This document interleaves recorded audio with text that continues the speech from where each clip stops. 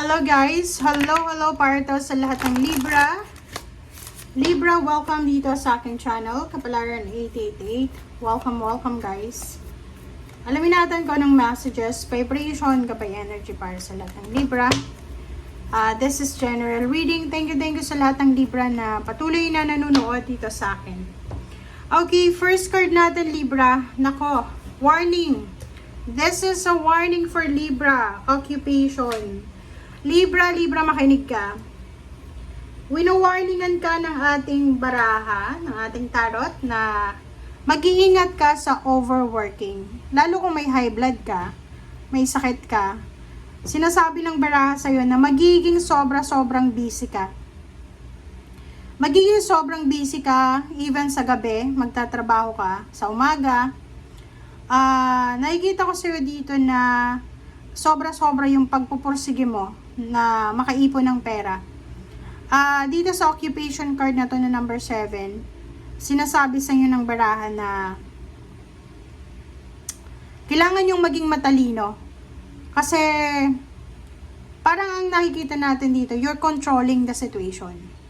Like, halimbawa na sobrang pag-overtime kasi may minamanifest ka na bahay, lupa, ganito. Pero kung iisipin, hindi pa talaga siya pwede. Yung parang pinipilit mo lang.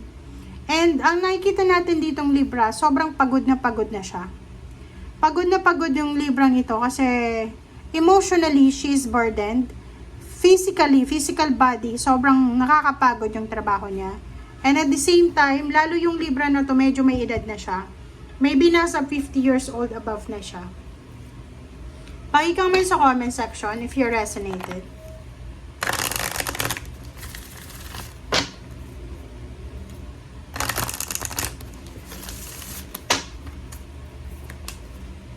Okay, expect powerful change. Wow. So, yung ibang Libra naman, congratulations sa inyo. Kasi sinasabi ng baraha na may pagbabago, may new moon eclipse tayo na mararanasan. And sa new moon eclipse na yan, expect mo daw ang isang powerful na pagbabago. Okay? So, yung mga answers na kakailanganan mo, sagot, confirmation, ay posibleng dumating sa'yo. Wow!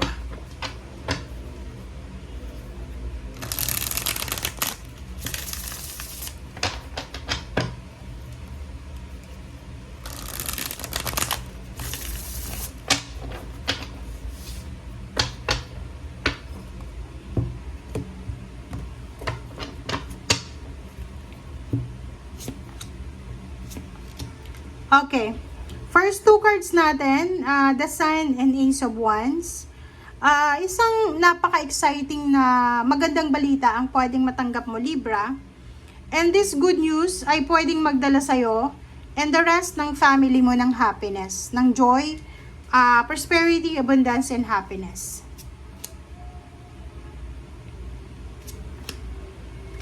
Sinasabi ng baraha sa'yo dito na eto yung direction mo, Libra.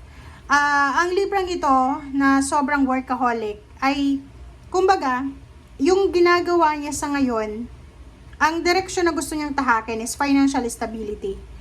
Gusto niyang makaipon ng pera, gusto niyang makaraos sa financial problems, and gusto niyang kumita ng malaki. Zero the Fool, sinasabi dito sa'yo na expect powerful change, new moon, eclipse, so may magsisimula dito.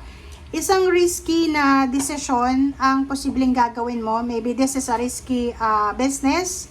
Ang nakikita ko sa'yo dito, pwedeng ikaw ay makakapag-isip na mag-loan sa isang bangko or sa isang lending company ng malaking halagang pera for investment or anything na gusto mong pagkakitaan. Comment down below if you resonated.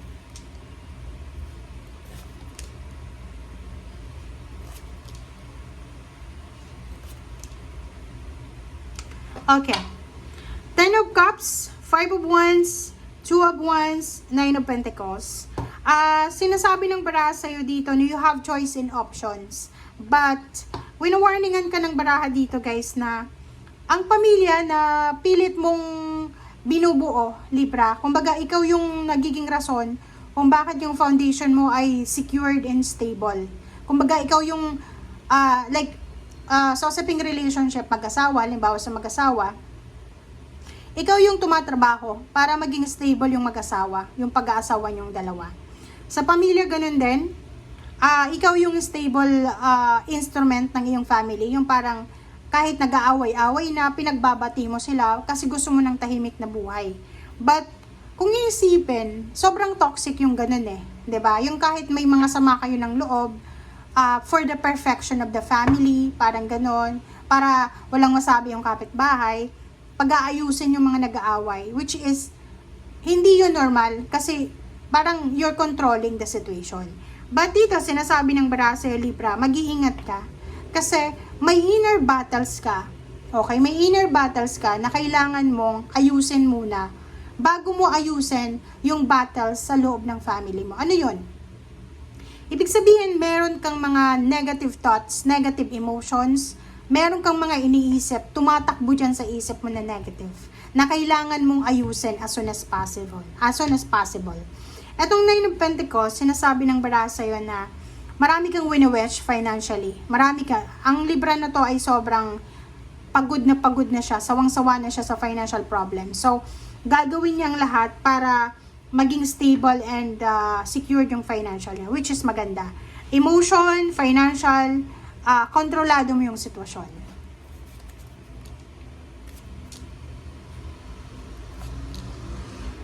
Diba?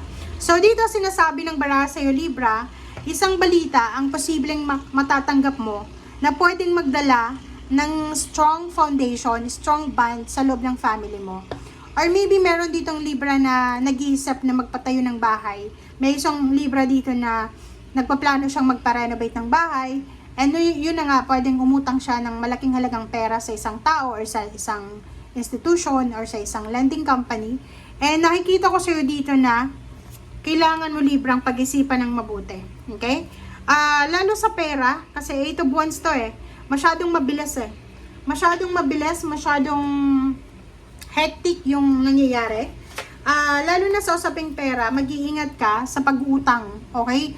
Yung loaning, lending, ganyan, ingat-ingat ka kasi 8 of Wands to eh, malakidlat to eh. Pwedeng mabilis kang makautang, pero after nyan, pag naubos yung pera, tanungin mo yung sarili mo saan ka kukuha ng, lalo na sa lending company, di ba? Kailangan magbayad ka dyan every week or every day or hindi ka alam kung paano.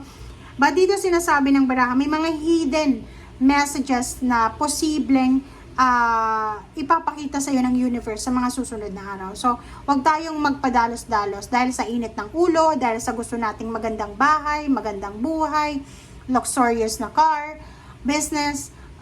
Wag kang magmamadali na pasukin yung pangungutang. Okay? Yun yung pinaka sinasabi ng Barada ditong pinaka-importante, wag kang mangungutang.